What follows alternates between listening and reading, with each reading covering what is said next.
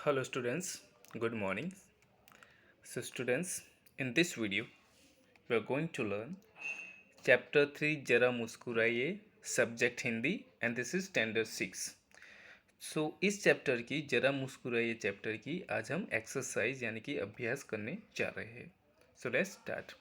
प्रश्न 1. सामयिकों अखबारों में से चुटकुले पढ़िए और कक्षा में सुनाइए. आपने जो चुटकुले सुने या पढ़े हो उन्हें लिखिए. So dear students, in this प्रश्न व आपको सिर्फ जो आपने चुटकुले कहीं भी पढ़े हो ऐसे चुटकुले अपनी नोटबुक में लिखने हैं. देन प्रश्न 2. निम्नलिखित परिच्छेद में से मुहावरे ढूंढिए और उनके अर्थ देकर वाक्य प्रयोग कीजिए. सो हम यहाँ पे ये जो परिच्छेद है वो पढ़ने जा रहे हैं. उनमें से जो भी मुहावरे आएंगे वो मैं आपको बताऊंगा. So start. रमेश पढ़ाई में होशियार लड़का है, इसलिए रमेश पिताजी की आंखों का तारा है. आंखों का तारा, ये यहाँ पे एक मुहावरा है जिसका अर्थ होता है बहुत प्यारा. अगर हम उसको वाक्य में प्रयोग करें तो गौरव अपनी माँ की आंखों का तारा है. इस साल रमेश ने कमर कस के परीक्षा की तैयारी की थी. कमर कसना, यहाँ पे ये मुहावरा है कमर कसना, जिसका मतलब होता है अच्छी तरह तैयार होना. अगर हम इसे वाक्य में प्रयोग करें सो मैंने भी प्रतियोगिता में जीतने के लिए कमर कस ली है. जब वह परीक्षा देने गया तो उसका ईद का चांद मित्र महेश का नंबर भी उसके नज़दीक था. ईद का चांद होना, ईद का चांद होना का मतलब है बहुत दिन बाद मिलना. आजकल तुम ईद के चांद हो गए हो, दिखाई ही नहीं देते. ऐसा आप वाक्य में प्रयोग कर सकते हो. महेश आस्तीन का सांप निकला और वह अध्यापक की नज़र चुरा के रमेश की कॉपी में से नकल कर रहा था. आस्तीन का सांप, आस्तीन का सांप का मतलब है कपटी मित्र. जो मित्र बनकर शत्रु जैसा व्यवहार करता है उसे बोलते हैं आस्तीन का सांप. उसका अगर वाक्य प्रयोग करें तो मैंने मनोज पर पूरा विश्वास किया लेकिन वह आस्तीन का सांप निकला. ऐसे हम वाक्य बना सकते हैं. उस वक्त अध्यापक ने देखा और वे आग बबूला हो गए. आग बबूला होना, उसका मतलब है बहुत क्रोधित होना.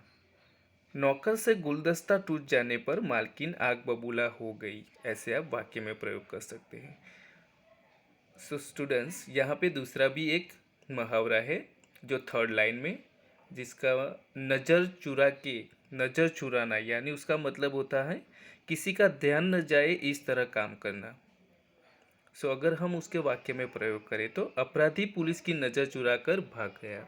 सो dear students, this is the we have given you some the मुहावरे. उसका जो अर्थ है वो मैंने आपको बताया. अगर आप चाहे तो ऐसे वाक्य प्रयोग, अदरवाइज अपने भी वाक्य प्रयोग कर सकते हो. प्रश्न 3. प्रश्न 3. रेखांकित शब्दों के लिंग बदलकर वाक्य फिर से लिखिए. यहाँ पे जो भी कुछ वाक्य यहाँ पे लिखे है तो हमें क्या करना है, उसमें जो भी अंडरलाइन की है जिस भी शब्द में उसका हमें लिंग परिवर्तन करना है. So let's start 1. मेरे दादाजी यात्रा पर गए हैं. सो यहाँ पे दादाजी का लिंग परिवर्तन हम करें तो मेरी दादी जी यात्रा पर गई है. ऐसे हम लिख सकते हैं. 2 नंबर. एक आदमी ने मुझसे कहा. एक आदमी से अगर हम आदमी का लिंग परिवर्तन करें तो एक औरत ने मुझसे कहा. 3. लेखक कहानी लिख रहा है. सो लेखिका कहानी लिख रही है. 4 नंबर. मेरी मालकिन का स्वभाव बहुत अच्छा है. मेरे मालिक का स्वभाव बहुत अच्छा है. 5 नंबर. बारिश को देखकर मोर नाचने लगा. अगर इसका लिंग परिवर्तन करें तो बारिश को देखकर मोरनी नाचने लगी. 6 नंबर. जंगल में शेर दहाड़ रहा है. जंगल में शेरनी दहाड़ रही है. 7 नंबर.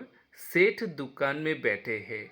अगर इसका हम लिंग परिवर्तन करें तो सेठानी दुकान में बैठी है. 8 नंबर. अध्यापक पढ़ रहे हैं. अध्यापिका पढ़ रही है. 9 नंबर.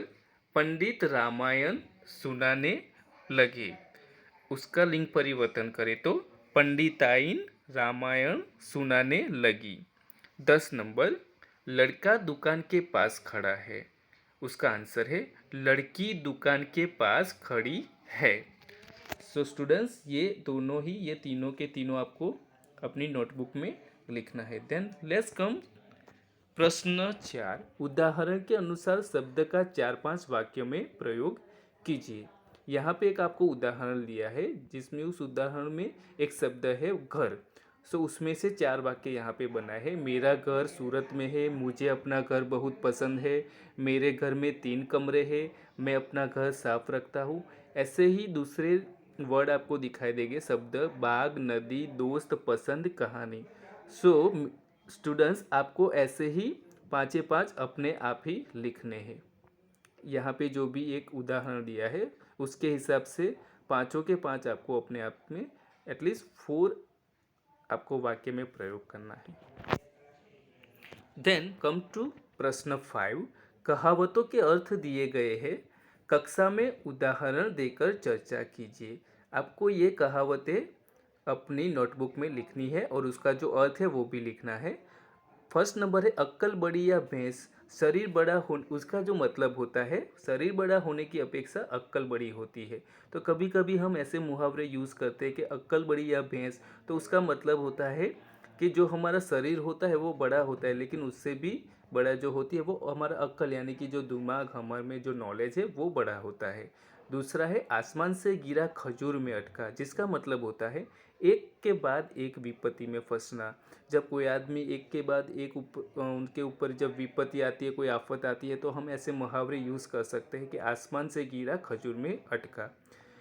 3 नंबर है आए थे हरि भजन को औटन लगे कपास, जिसका मतलब होता है अच्छा काम छोड़कर महत्वहीन काम में लग जाना। जब हम कुछ अच्छा काम छोड़कर अपने महत्व के जो भी इम्पोर्टेंस हम देते हैं किसी भी काम को, उसमें जब लग जाते हैं तो ऐसे मुहावरे का प्रयोग किया जाता है। जैसे आए थे हरि भजन को औटन लगे कपास। 4 नंबर है जो गरजते हैं वो बरसते नहीं। इसका मतलब है जो डिंग मारते हैं वे काम नहीं करते। कभी कभी हमने देखा होगा कि कुछ लोग ऐसे होते हैं कि हर हमेशा के लिए बोलते रहते हैं कि मैं ऐसा करूँगा, मैं ऐसा करूँगा।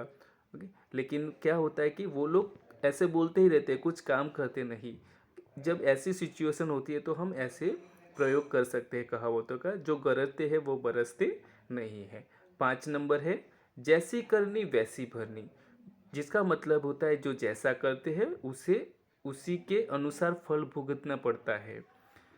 अगर हम इस 5वें कहावत की बात करें तो जिसका मतलब होता है कि कभी कभी जो भी हमको कुछ प्राप्त होता है तो वो हमारे कर्म के कारण होता है, और जब हम कुछ गुमा देते हैं तो वो भी अपने कर्म के कारण ही होता है। हमें जैसे कर्म करेंगे, हम जैसा अपना व्यवहार दूसरों के साथ रखेंगे, ऐसा ही व्यवहार हमारे साथ होगा, यानी कि जैसी करनी वैसी भरनी। So students, in this video we have learn the exercise of जरा मुस्कुराइए चैप्टर। इनमें से आपको प्रश्न 1, प्रश्न 2, प्रश्न 3, प्रश्न 4 और प्रश्न 5 अपनी नोटबुक में लिखना है, और within in 1 week you can submit me.